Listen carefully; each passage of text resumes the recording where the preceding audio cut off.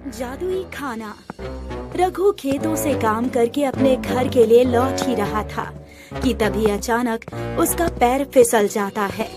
अरे रे मेरा पैर, हाय मर गया रे। अरे कोई बचाओ रे मुझे। पैर फिसल जाने की वजह से रघु के पैर में बहुत बुरी तरह चोट आ जाती है। वो लंगड़ाता हुआ घर पहुंचता है। रघु, तू लंगड़ा कर क्यों चल रहा है? ये तेरे पैर में क्या हुआ? वो माँ कुछ नहीं, बस जरा सा पैर फिसल गया था, मोच आ गई। हे राम, तू इसे जरा सी मोच कह रहा है? देख तो कितना सूज गया है। रुक, मैं हल्दी लाकर अभी जल्दी से इस पर लगा देती हूँ, इससे तुझे आराम मिलेगा। रघु की माँ जल्दी से उसके पैर पर हल्दी लगा देती है और उसे आराम करने के लिए कहती है। अगली सुबह, हे भगवान, इस पैर को भी अभी टूटना था। अगर आज से खेतों में काम करने नहीं गया तो मालिक मुझे काम से निकाल देगा। फिर खाने के लिए पैसे कहाँ से आएंगे? नहीं नहीं, मुझे कैसे भी हिम्मत करके काम करने तो जाना ही होगा। रघु जैसे ही काम पर जाने लगता है तभी उसकी माँ उससे कहती है, रघु, तेरे पैर में बहुत ज्यादा मोच आई हुई है, फिर तू ऐसे में काम कैसे करेगा? मैं तो कहती हूँ आज तू घर पर ही रहकर आराम कर। अरे एक दिन तू काम करने नहीं जाएगा तो कौन सा पहाड़ टूट जाएगा। तुम्हें नहीं पता माँ, वो मालिक कैसा है। अगर मैं आज काम पर नहीं गया तो मुझे काम से निकाल देगा। रघु अपनी माँ की बात बिल्कुल भी नहीं सुनता और वो लंगड़ाता हुआ खेतों पर काम करने के लिए चला जाता है। इस मोच की वजह से पैर में बहुत दर्द हो रहा है और मुझसे ठीक से खड़ा भी नहीं हुआ जा रहा। ऐसे तो काम नहीं कर पाऊंगा। ऐसे अगर मालिक ने मुझे देख लिया तो मुझे पैसे भी नहीं मिलेंगे। रघु काम करने की कोशिश करता है पर पैर में बहुत अधिक दर्द होने की वजह से वो ठीक से खड़ा भी नहीं हो पा रहा था और वो एक पेड़ के नीचे जाकर बैठ जाता है। तभी इतने में ही उसका मालिक आता है। ये क्या, तू यहाँ आराम से बैठा हुआ है? पैसे मैं तुझे काम करने के देता हूँ, ना कि आराम करने के। अब जाकर काम कर, नहीं तो तुझे एक पैसा भी नहीं मिलेगा। मालिक, मेरे पैर में मोच आने की वजह से बहुत दर्द हो रहा है, इसलिए मैं काम नहीं कर पा रहा। वो मुझे कुछ नहीं पता। मुझे शाम तक कैसे भी करके काम खत्म मिल जाना चाहिए, नहीं तो तुझे एक पैसा नहीं मिलेगा। शाम हो चुकी थी लेकिन रघु कुछ भी काम नहीं कर पाता। तभी उसका मालिक आता है और देखता है। ये क्या, तूने अभी तक कुछ भी काम नहीं किया है? अब तुझे एक पैसा नहीं मिलेगा। और हाँ, तुझे कल से काम पे आने की जरूरत नहीं है। ऐसा मत कीजिए मालिक, मैं और मेरी माँ भूखे मर जाएंगे। रघु अपने मालिक के आगे बहुत मिन्नतें करता है पर उसका मालिक उसकी एक नहीं सुनता, जिससे रघु बहुत ही दुखी होता है। सोचा था आज मालिक से कुछ पैसे लेकर घर के लिए राशन ले जाऊंगा, पर मालिक ने ना ही काम के पैसे दिए और ऊपर से कल से काम पर आने के लिए भी मना कर दिया। हे भगवान, अब क्या होगा? बिना पैसों के राशन कहाँ से आएगा? रघु ये सब सोचते हुए अपने घर की तरफ जा रहा था कि तभी ऊपर से जाते हुए एक परी के हाथ से उसका सुनहरा पंख छूटकर नीचे धरती पर गिर जाता है और रघु की नजर उस सुनहरे पंख पर पड़ती है। ये क्या चीज है? रघु उस पंख को उठा लेता है और उसे बड़े ध्यान से देखने लगता है। ये तो कोई सुनहरा पंख है। ऐसा पंख तो मैंने पहली बार देखा है, पर ये गिरा कहाँ से? फिर रघु उस सुनहरे पंख को अपने पास रख लेता है और अपने घर की ओर बढ़ जाता है। उसके बाद परी नीचे आती है और अपने सुनहरे पंख को ढूंढने लगती है। अभी तो यहीं गिरा था मेरा सुनहरा पंख, फिर कहाँ चला गया? अगर मुझे मेरा सुनहरा पंख नहीं मिला तो मैं अपने परी लोक में वापस नहीं जा पाऊंगी। परी बहुत देर तक अपने सुनहरे पंख को ढूंढती रहती है पर उसे वो सुनहरा पंख कहीं नहीं मिलता, जिससे वो बड़ी उदास हो जाती है। अगर वो सुनहरा पंख किसी गलत हाथों में लग गया तो अनर्थ हो जाएगा। मुझे कैसे भी करके उसे ढूंढना ही होगा। तभी परी की नजर अपने सुनहरे पंख पर पड़ती है जो रघु के हाथ में होता है। वो रहा मेरा सुनहरा पंख। मुझे उस लड़के से अपना पंख लेना होगा, पर कैसे? मैं ऐसे तो उसके सामने नहीं जा सकती। परी अपना रूप बदलकर एक बुढ़िया के रूप में आ जाती है और कराहने लगती है। उसके रोने की आवाज सुनकर रघु रुक जाता है और पीछे मुड़कर देखता है। लगता है बेचारी बड़ी दुखी जान पड़ती है, इससे चलकर पूछता हूँ। फिर रघु उस बुढ़िया के पास जाता है। क्या हुआ अम्मा, आप रो क्यों रही हो और इतनी रात यहाँ क्या कर रही हो? वो बुढ़िया रोते हुए कहने लगती है, बेटा 4 दिन से मैंने कुछ नहीं खाया है, भूख के मारे मुझसे चला भी नहीं जा रहा। उस बुढ़िया की ऐसी हालत देख रघु को उस पर बड़ी दया आ जाती है। अम्मा आप परेशान मत होइए, आप मेरे साथ मेरे घर चलिए। भगवान तुम्हारा भला करे बेटा। फिर रघु उस बुढ़िया को अपने साथ घर लेकर जाता है। रघु, तू ये किसे लेकर आया है? कौन है ये? माँ, ये मुझे खेतों से लौटते समय मिली थी। बेचारी बहुत दिनों से भूखी है। माँ, इनके लिए कुछ खाने को ला दो। रघु की माँ रसोई में जाती है और जो कुछ भी उनके पास होता है वो उस बुढ़िया को खाने के लिए लाकर दे देती है। बुढ़िया भूखी होने की वजह से वो सारा खाना खा लेती है। भगवान तुम्हारा भला करे जो तुमने मुझ भूखी को खाना खिलाया, पर तुम लोगों ने तो कुछ भी नहीं खाया। हमारा क्या है, हम तो ऐसे ही सो जाएंगे, हमें तो आदत है भूखा सोने की। पर भूखे क्यों सोओगे? घर में बस यही था खाने के लिए जो आपको दे दिया, क्योंकि आपको इसकी इतनी ज्यादा जरूरत थी। तुम तो बड़े ही भले लोग हो, भगवान तुम्हारा अच्छा ही करेगा। अब तुमने मेरी इतनी मदद की है तो क्या एक रात मैं यहाँ सो सकती हूँ? हाँ हाँ, आप आराम से रहिए अम्मा, बल्कि अगर आपको किसी चीज की जरूरत हो तो बता देना। रघु और उसकी माँ ऐसे ही बिना खाए सो जाते हैं। ये लोग बेचारे कितने गरीब हैं, फिर भी मुझे ये अपने घर लेकर आया और इसने मेरी मदद की। मुझे इसके लिए कुछ करना चाहिए, पर इससे पहले मुझे इससे अपना सुनहरा पंख लेना होगा। और फिर अगली सुबह रघु जल्दी उठ जाता है और उस बुढ़िया के पास जाता है। अम्मा आप ठीक तो हो ना? हाँ मैं ठीक हूँ, बस थोड़ा पैर में दर्द हो रहा है। मैं अभी आपके पैर दबा देता हूँ, फिर देखना कैसे आपका पैर का दर्द दूर हो जाता है। रघु के अपने पैर में मोच आई हुई होती है, फिर भी वो उस बुढ़िया के पैर दबाने लगता है। खुद के पैर में मोच है और मेरे पैर दबा रहा है। तो जितने मेरे पैर दबाएगा उतनी ही तेरी मोच जल्दी ठीक हो जाएगी। अम्मा अब कैसा लग रहा है? हाँ अब थोड़ा ठीक लग रहा है, बस थोड़ी भूख लगी है। भूख लगी है? ठीक है, मैं अभी आपके लिए कुछ खाने के लिए लेकर आता हूँ। रघु रसोई में जाकर देखता है तो वहाँ खाने के लिए कुछ भी नहीं था। क्या देख रहा है रघु? तुझे रात को बोला तो था कि घर में कुछ भी खाने के लिए नहीं है और ना ही घर में पैसे हैं। सोचा था जब तू मालिक से पैसे लेकर आएगा तब उन पैसों से राशन आ जाएगा, पर ना ही पैसे आए और ना ही राशन। मालिक ने कल पैसे नहीं दिए और काम पर आने से भी मना कर दिया।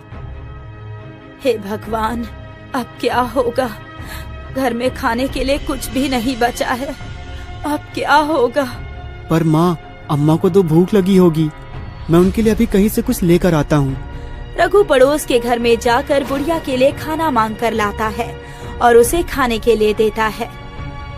अम्मा खाना। बुढ़िया रघु से खाना लेकर खा लेती है। रघु और उसकी माँ बहुत दुखी हो रहे थे। उन्हें इस तरह दुखी होते हुए देख परी को बहुत दुख होता है। ये लोग बड़े ही नेक दिल हैं और ईमानदार हैं और ये अपनी परीक्षा में भी खरे उतरे हैं। अब मेरा ज्यादा दिन यहाँ रहना ठीक भी नहीं है, मुझे इससे अपना सुनहरा पंख लेकर यहाँ से चले जाना चाहिए। फिर जैसे ही रात होती है और जब रघु गहरी नींद में सो रहा होता है तो परी उसके पास आकर बैठ जाती है। कितना मासूम है ये लड़का और ईमानदार भी। फिर परी उसके पैर पर अपना हाथ फेरती है और कुछ देर बाद जब रघु की नींद खुलती है और वो पानी पीने के लिए जैसे ही जाने लगता है तो वो देखता है कि ये क्या, मेरा पैर ठीक हो गया और दर्द भी बिल्कुल नहीं है। ये सब कैसे हो गया? मैं अब आराम से चल भी सकता हूँ और काम भी करने जा सकता हूँ। उसे इतना खुश होते हुए देख परी भी बहुत खुश हो रही होती है। तभी रघु अपने सामने बुढ़िया को बैठा हुआ देखता है। अम्मा आप, अम्मा देखो ना मेरा पैर ठीक हो गया और ठीक से चल भी सकता हूँ। रघु, मैंने ही तुम्हारा पैर ठीक किया है। आपने मेरा पैर ठीक किया? पर कैसे? ये कहते ही वो बुढ़िया परी में बदल जाती है। आप परी हो?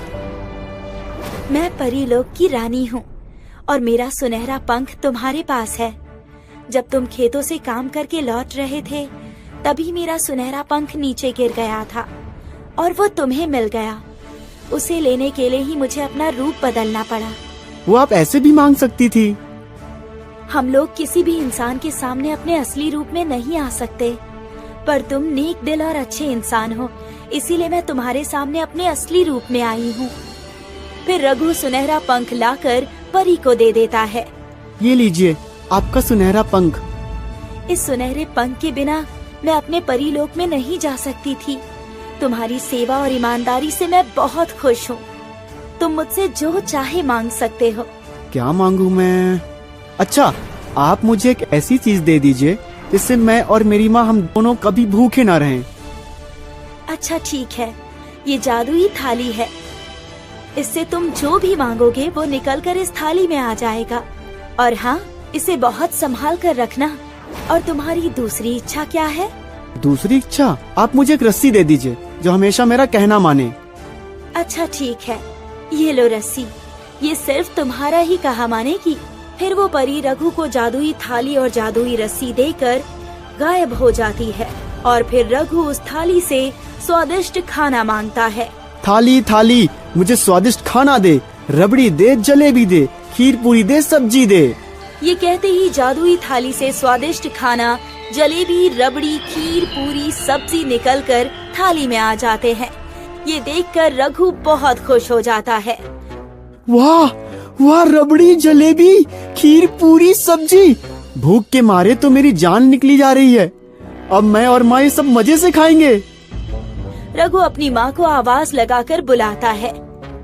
ये सब इतना सारा स्वादिष्ट खाना कहाँ से आया?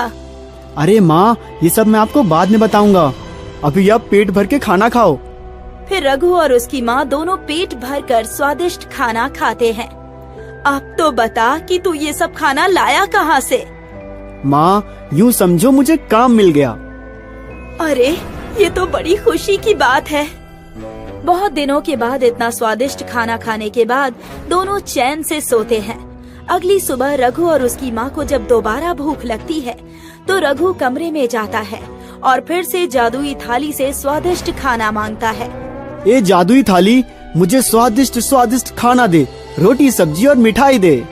फिर क्या था, देखते ही देखते स्वादिष्ट खाना, स्वादिष्ट मिठाई और रोटी सब्जी निकलकर आ जाते हैं। अरे वाह, मिठाई, रोटी, सब्जी। रघु खुशी के मारे अपनी माँ को आवाज लगाता है। माँ जल्दी आओ। और जब उसकी माँ आती है और बढ़िया बढ़िया खाना थाली में देखती है, ये क्या, इतना सारा खाना फिर से? रघु, सच सच बता, ये खाना तू कहाँ से लेकर आया है? रघु अपनी माँ को जादुई थाली और परी के बारे में सब कुछ बता देता है। रघु की माँ बहुत खुश होती है और फिर दोनों पेट भरकर खाना खाते हैं। और फिर खाना खाने के बाद उसकी माँ बाहर चली जाती है। खाने का इंतजाम तो हो गया, बस काम का और इंतजाम हो जाए। अब रघु के मन में कोई काम खोलने का विचार आता है। काफी सोचने के बाद वो एक ढाबा खोलता है और वो जादुई थाली से हर तरह का खाना जैसे रोटी, सब्जी, दाल, चावल, मिठाई मांगता है। देखते ही देखते जादुई थाली से सब कुछ बाहर आ जाता है और वहाँ पर बहुत सस्ता खाना मिलने की वजह से वहाँ लोगों की भीड़ लगी रहती है। अरे रघु भैया, ये काम कब से शुरू कर लिया? बस यूँ समझो आज से ही। आप बोलो क्या खाओगे? खाना बढ़िया तो होगा ना? हाँ बिल्कुल। तो फिर खिला दो भैया, दाल, रोटी और चावल। ठीक है, अभी लाता हूँ। फिर रघु उस आदमी को खाने के लिए दाल, रोटी और चावल देता है और जैसे ही वो आदमी खाना खाता है, वाह क्या स्वाद है, सच में खाकर मजा ही आ गया। और फिर वो आदमी रघु से कहता है, अरे रघु भैया, तुम्हारे खाने में तो जादू है, जादू। सच में खाकर मजा ही आ गया। खाना खाने के बाद वो आदमी रघु को पैसे देकर चला जाता है। अब मैं ऐसे ही पैसे कमाऊंगा और अमीर बन जाऊंगा। फिर मैं और मेरी माँ दोनों आराम से रहेंगे। तभी उसके ढाबे पर एक और आदमी खाना खाने के लिए आता है। अरे रघु भैया, ये ढाबा कब खोल लिए? बस भैया, आज ही शुरू किया है। बोलो क्या खाएंगे? क्या क्या है तुम्हारे ढाबे पर? जो आप कहेंगे सब मिलेगा। ऐसी बात है तो लगा दीजिए दूध जलेबी रबड़ी। फिर रघु अंदर जाता है। थाली थाली दूध जलेबी रबड़ी दे। रघु के कहते ही जादुई थाली से दूध जलेबी रबड़ी निकलकर बाहर आ जाती है और वो उस आदमी को खाने के लिए दे देता है। ये लो भैया, आपकी रबड़ी जलेबी। आदमी के रबड़ी जलेबी खाते ही उसके मुंह से एक ही बात निकलती है। ऐसी रबड़ी जलेबी तो मैंने आज तक नहीं खाई, पर इसके पास कल तक तो एक भी पैसा नहीं था। आज फिर अचानक इसके पास ढाबा खोलने के लिए पैसे कहाँ से आ गए? कुछ तो गड़बड़ है, पता लगाना पड़ेगा। तभी वो फिर रघु से एक और चीज खाने के लिए मांगता है। अरे रघु भैया, तुम्हारी रबड़ी जलेबी तो बहुत ही बढ़िया है। सच में खाकर मजा ही आ गया। क्या गुलाब जामुन और गाजर का हलवा मिल जाएगा भैया? हाँ हाँ, क्यों नहीं। फिर रघु जल्दी से अंदर जाता है और जादुई थाली से गुलाब जामुन और हलवा मांगता है और फिर उस आदमी को खाने के लिए लाकर देता है। ये रहा गुलाब जामुन और हलवा। जरा खाकर बताओ कैसा बना है। क्या हुआ भैया, क्या सोच रहे हो? खाना अच्छा नहीं लगा क्या? अरे नहीं नहीं, खाना तो बहुत ही बढ़िया है। एक बात बताओ भैया, तुम्हारी कोई लॉटरी वॉटरी लग गई है क्या, जो रातों रात ढाबा खोल लिया और खाना भी बढ़िया बढ़िया बनाकर खिला रहे हो? भैया आप क्या बताऊं, माँ ने कुछ पैसे जोड़ रखे थे, बस उन्हीं पैसों से छोटा सा ढाबा खोल लिया। कुछ तो गड़बड़ है, ऐसा नहीं हो सकता। मुझे इस पर नजर रखनी होगी। वो आदमी रघु पर नजर रखता है। जब वो बाहर से रसोई की खिड़की से झांकता है तो वो देखकर हैरान हो जाता है। बड़ी भूख लगी है, जादुई थाली से कुछ आज अच्छा मांगता हूँ। फिर वो जादुई थाली से इमरती, हलवा, पूरी, खीर, रबड़ी मांगता है और फिर देखते ही देखते जादुई थाली से एक एक करके सभी चीजें निकलने लगती है। अच्छा, तो ये राज है। फिर रघु और उसकी माँ दोनों खाना खाने लगते हैं। इतना सारा खाना खाकर तो मुझे नींद ही आ रही है। माँ चलो घर चलते हैं। फिर रघु और उसकी माँ दोनों सोने चले जाते हैं। मौका देखकर वो आदमी घर के अंदर घुस जाता है और वो जादुई थाली चुरा लेता है। और फिर अगली सुबह जादुई थाली कहाँ गई? मैंने तो रात में यही रखी थी। फिर कौन ले जा सकता है उसे? हे भगवान, बड़ी मुश्किल से तो सब कुछ ठीक हो रहा था। अगर वो जादुई थाली किसी गलत हाथों में लग गई तो अनर्थ हो जाएगा। नहीं नहीं, मुझे वो जादुई थाली ढूंढनी ही होगी। फिर रघु परेशान होकर हर जगह अपनी जादुई थाली ढूंढने लगता है, पर वो उसे कहीं भी नहीं मिलती। रघु हार कर एक पेड़ के नीचे जाकर बैठ जाता है। वाह वाह, इतना सारा स्वादिष्ट खाना, आज तो कसम से मजा ही आ गया। वाह जादुई थाली, तूने कमाल कर दिया। अच्छा तो ये बात है, इसके पास है मेरी जादुई थाली। रघु उस आदमी को पकड़ने के लिए जाता है, पर उस आदमी को पता चल जाता है और वो भागने लगता है। फिर तभी रघु अपनी जादुई रस्सी निकालता है। चली जा, बांध दे इस आदमी को जाकर। रघु के इतना कहते ही जादुई रस्सी उस आदमी को बड़ी बुरी तरह कसकर बांध देती है। अरे अरे, ये क्या? ये रस्सी कहाँ से आ गई और ये मुझे बांध क्यों रही है? अरे कोई तो रोको इसे! अरे कोई तो रोको इसे! क्यों, मजा आया ना? अब सच सच बताओ, तुमने ही मेरी जादुई थाली ली है ना? अरे नहीं, मैंने तुम्हारी जादुई थाली को देखा तक नहीं, फिर कहाँ से लूंगा? ये कहते ही वो रस्सी उसे और जोर से कसने लगती है। अरे मर गया रे! खोलो, बताता हूँ। अच्छा ठीक है, ये जादुई रस्सी रुक जा। रघु के कहते ही रस्सी उसे कसना बंद कर देती है। हाँ, मैंने ही तुम्हारी थाली चुराई थी। मुझे माफ कर दो और अपनी रस्सी से कहो मुझे खोल दे। ये जादुई रस्सी, खोल दे इसे। इतना कहते ही रस्सी उसे खोल देती है। ये लो भाई, तुम्हारी थाली। रघु अपनी थाली लेकर बड़ा ही खुश हो जाता है और घर चला जाता है। उसके बाद वो उस थाली को बड़े ध्यान से रखता है और अपने ढाबे पर सस्ता खाना बेचकर खूब कमाई करता है। मोहनपुर नाम के एक छोटे से गांव में बिरजू नाम का एक लड़का रहा करता था। उसे दूसरों को परेशानी में देखकर बहुत अच्छा लगता था। वो लोगों को परेशानी में देखकर बहुत खुश होता था और अगर कोई जरूरतमंद व्यक्ति उससे कोई मदद मांगता तो वो कभी किसी की मदद नहीं किया करता था, जिस वजह से गांव के लोगों को उसका स्वभाव बिल्कुल भी पसंद नहीं था। एक रोज की बात है, गांव में रहने वाली शांति काकी अपने पशुओं के लिए चारे की बोरी सर पर रखकर ला रही थी। तभी बिरजू की नजर उन पर पड़ी। अकेले चारा लेकर आ रही हैं। बेचारी के सर पर इतना बोझ है कि गर्दन झुककर नीचे भी नहीं देख पा रही हैं वो। चलो इस बात का फायदा उठाते हैं। बिरजू जल्दी से दौड़ता हुआ आगे सुनसान रास्ते पर पहुंचता है। अभी थोड़ी देर में शांति काकी इसी रास्ते से निकलेंगी। तब तक मैं यहाँ पर उनके स्वागत के लिए अच्छा सा जाल बिछा देता हूँ। ओह वाह, वो रहा कीचड़ वाला गड्ढा। ऐसे सूखे पत्तों से ढक देता हूँ। शांति काकी जैसे यहाँ से गुजरेंगी तो सीधा उसी कीचड़ के गड्ढे में आकर गिरेगी। बहुत मजा आएगा। बिरजू बहुत सारे सूखे पत्तों को इकट्ठा करके कीचड़ के गड्ढे में डाल देता है और वहाँ पेड़ के पीछे छुपकर शांति काकी के वहाँ पर आने का इंतजार करने लगता है। तभी थोड़ी देर बाद शांति काकी अपने सर पर चारे का गट्ठा उठाए वहाँ से गुजरती है। आओ आओ शांति काकी, जल्दी से आओ और जल्दी से आकर इस गड्ढे में गिर जाओ। बिरजू ये सोच सोच कर खुश हो रहा था कि शांति काकी जल्दी से वहाँ से गुजरे और गड्ढे में गिर जाए, लेकिन शांति काकी तो उस रास्ते से मुड़कर जाने लगी। अरे ये क्या हो रहा है? शांति काकी इधर मुड़ के क्यों जा रही हैं? अरे शांति काकी, आप उधर किधर जा रही हो? बिरजू, तू अचानक यहाँ पर कैसे आ गया? अभी तक तो यहाँ पर कोई भी नहीं था। अरे मैं तो अभी आया ही हूँ, लेकिन आपका घर तो उस तरफ है ना, तो आप इस तरफ कहाँ जा रही हो?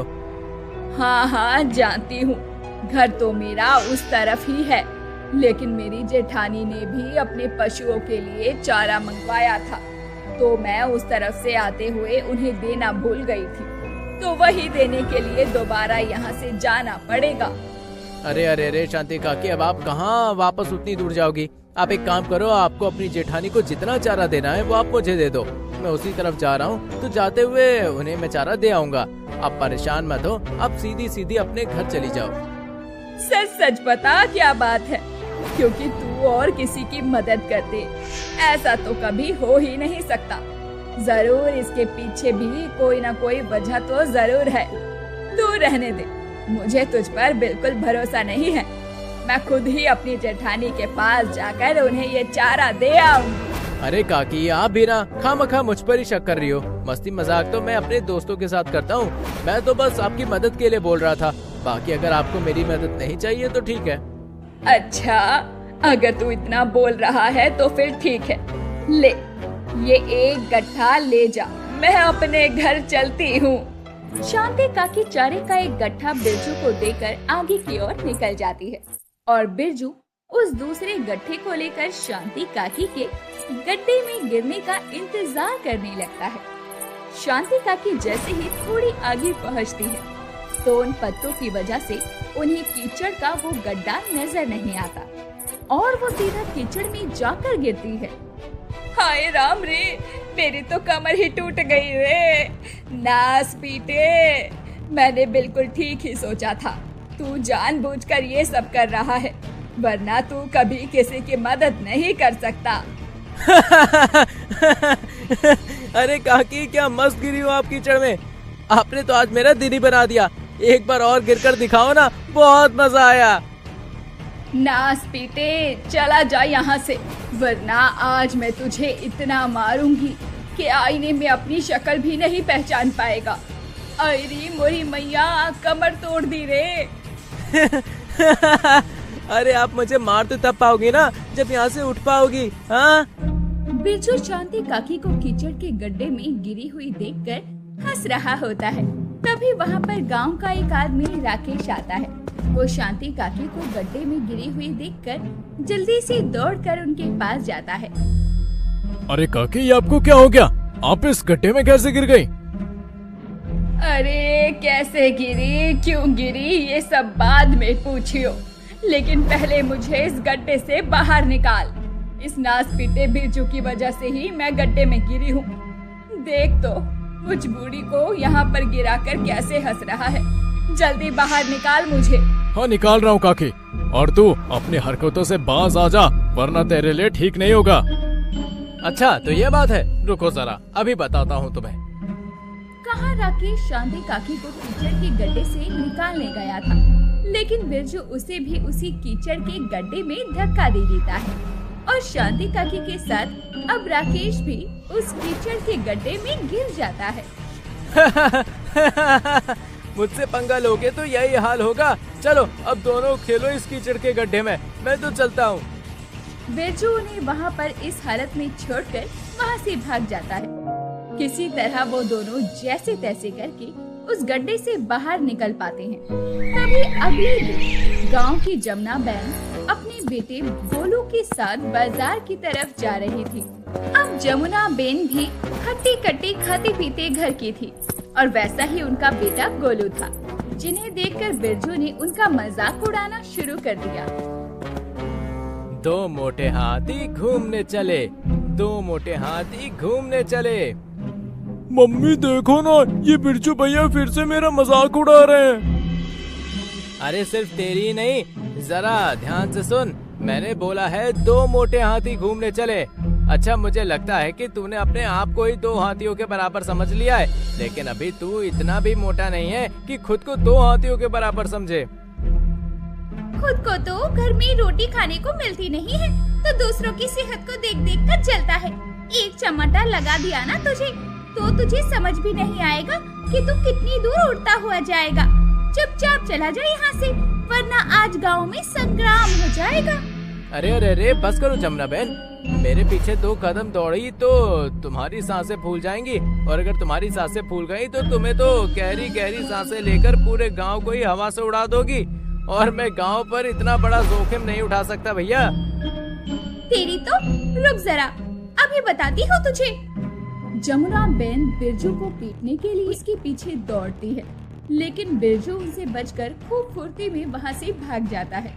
उसके पीछे दौड़ते दौड़ते जमुना बहन की सांसें फूल जाती है, जिसे देखकर बिरजू खूब जोर जोर से हंसता है। मैंने बोला था ना मत दौड़ो मेरे पीछे, अब चढ़ गई ना सांसें। इसलिए बोलते हैं समझदार लोगों की बात माननी चाहिए, वरना नतीजा बुरा ही होता है। मेरी बात मानकर चुपचाप अपने घर चली गई होती तो अच्छा रहता। नास पीटे, चला जा यहाँ से, वरना ऐसा श्राप दूंगी कि 7 जन्मों तक 7 जन्मों तक। पहले इस जन्म में ढंग से सांस तो ले लो, उसके बाद मुझे आप आराम से श्राप दे देना, वरना कहीं पता चले कि मुझे श्राप देते देते तुम्हारी सांसें ही अटक गई और मैं अपने ऊपर किसी की सांसों के रुकने का भार भी नहीं ले सकता। हाँ। अरे तुझे क्या हो गया जमुना, तू इतनी हाफ क्यों रही है? इस नास पीटे की वजह से, इससे तो मुझे अच्छा खासा हिसाब बराबर करना है। हिसाब तो इससे मुझे भी बराबर करना है। इसकी वजह से मुझे पूरी रात कमर की सिकाई करनी पड़ी, अभी तक दर्द है कमर में। अगर अपनी छड़ी लेकर आई होती तो यहीं से छड़ी फेंक कर इसके सर पर मारती। वहाँ वो दोनों बेचारी उसे सबक सिखाने के बारे में सोचती रहती है और वो किसी और को परेशान करने के लिए गांव में निकल जाता है। अब किसे परेशान करूं? आज तो दिनकर काका भी गांव में नहीं है। अरे ये क्या, ये तो सरोज काकी और सरिता काकी है। लगता है बाग से आम तोड़ रही हैं। जाकर इन दोनों की लड़ाई करवाता हूँ। बिरजू छुपते हुए आम के बाग में जाता है। दोनों औरतें एक डंडी से पेड़ के आमों पर निशाना लगाकर बड़ी मेहनत से आम तोड़कर इकट्ठा कर रही थी। उन दोनों की ही टोकरी में कुछ आम इकट्ठे हो गए थे। उन दोनों का ध्यान सिर्फ और सिर्फ आम तोड़ने पर था। एक काम करता हूँ, सरोज काकी की टोकरी के सारे आम सरिता काकी की टोकरी में डाल देता हूँ। उसके बाद सरोज काकी सरिता काकी की वो वाट लगाएंगी, उसे देखने में तो बहुत मजा आएगा। बिरजू बिल्कुल दबे पांव उन दोनों की टोकरियों के पास जाता है और सरोज काकी की टोकरी के सारे आम सरिता काकी की टोकरी में डाल देता है और जाकर पेड़ के पीछे छुप जाता है। अरे जल्दी से मुड़कर देखो ना सरोज काकी, मैं यहाँ पर इन दोनों की लड़ाई होने का इंतजार कर रहा हूँ और यहाँ यह है कि अपनी अपनी टोकरी की तरफ देख ही नहीं रही है। अरे हाँ, सरोज काकी अपनी टोकरी की तरफ आ रही है, अब आएगा मजा। सरोज काकी बाकी के तोड़े हुए आम अपनी टोकरी में रखने के लिए आती है तो देखती है कि उनकी टोकरी खाली है और सरिता काकी की टोकरी आमों से भरी हुई है। अच्छा, मैं यहाँ पर इतनी मेहनत से आम तोड़ तोड़ कर अपनी टोकरी में इकट्ठे कर रही हूँ और ये सरिता मेरे सारे आमों को अपनी टोकरी में रख रही है। अभी बताती हूँ इसे। सरिता, अरे ओ सरिता, जरा यहाँ तो आना। हाँ बोलो, क्या हो गया सरोज बहन? तुम्हारी टोकरी आज कुछ ज्यादा ही जल्दी नहीं भर गई? देखो मेरी टोकरी में एक भी आम नहीं है, जबकि मैंने तो तुम्हारे सामने ही अपनी टोकरी में आम रखे थे। तो फिर मेरी टोकरी के अंदर से आम कहाँ गायब हो गए और तुम्हारी टोकरी के अंदर इतने सारे आम कहाँ से आ गए? ये तो बहुत ही अजीब बात है सरोज बहन। पता नहीं तुम्हारी टोकरी के आम कहाँ चले गए और मेरी टोकरी के अंदर इतने सारे आम कहाँ से आ गए। हम दोनों की टोकरियों में तो बराबर के आम थे। अब पकड़ी गई तो मेरे सामने भोली बनने का ड्रामा कर रही हो। आम तोड़ने में ज्यादा मेहनत लग रही थी, इसीलिए तुमने मेरी टोकरी से आम चुरा लिए। बूढ़ी होकर भी तुम्हारी आदत नहीं गई। पहले अपनी सासू माँ के कमरे से उनका घी चुराती थी और अब मेरी टोकरी से आम चुराने भी शुरू कर दिए। अरे ये सब तुम क्या कह रही हो सरोज बहन? मैं क्या तुम्हें आम चुराने वाली लगती हूँ? हाँ, पहले कभी अपनी सासू माँ के कमरे से घी लिया होगा। इसका मतलब ये नहीं कि मैं उनका घी चुराती थी। तुम्हें क्या मैं चोर लगती हूँ? अच्छा, अगर तुम कोई चोर नहीं हो तो तुमने मेरे आम क्यों चुराए? चुपचाप मेरे आम वापस करो, वरना ठीक नहीं होगा। अरे तुम्हें मेरी टोकरी से आम लेने हैं तो ले लो, मैंने तुम्हें कब मना किया? मैं तो खुद सोच रही हूँ कि मेरी टोकरी में इतने आम कहाँ से आ गए। तुम तो बेफजूल ही मेरे गले पड़े जा रही हो। अच्छा, मैं बेफजूल में तुम्हारे गले पड़ रही हूँ? चोरी की है तुमने, इसीलिए चोर बोल रही हूँ तुमको। एक बार बोला ना मैंने कि मैंने कोई चोरी नहीं की है। उन दोनों को इस तरह से लड़ते हुए देखकर बिरजू को बहुत मजा आ रहा था। वो पेड़ों के पीछे छुपकर खूब हंसता है, लेकिन इस बात पर उन दोनों की लड़ाई इतनी बढ़ जाती है कि वो एक दूसरे को मारने पर उतारू हो जाती है और एक दूसरे को पीटते हुए पूरी तरह से लड़ने लगती है। उन दोनों के लड़ने की आवाज सुनकर गांव के लोग वहाँ इकट्ठे हो जाते हैं और जैसे तैसे करके उन दोनों की लड़ाई छुड़वाते हैं।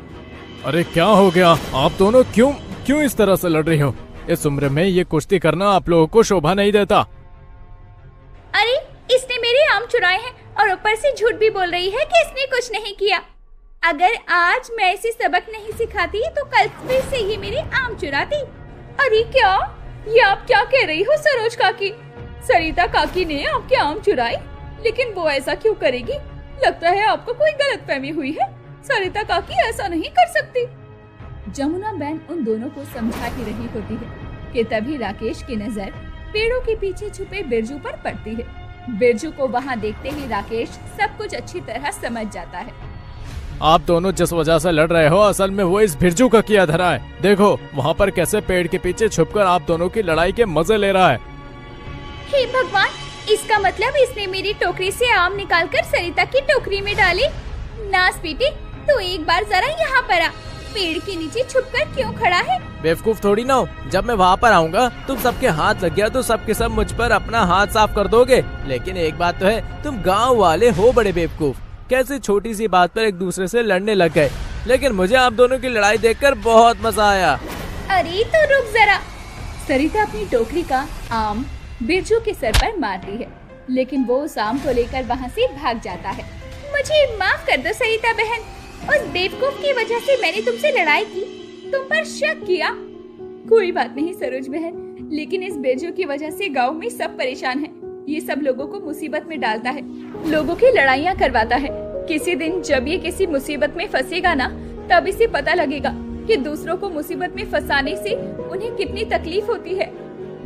बिरजू भले ही गांव वालों को जितना मर्जी परेशान करता था, लेकिन वो अपनी छोटी बहन सपना से सबसे ज्यादा प्यार करता था।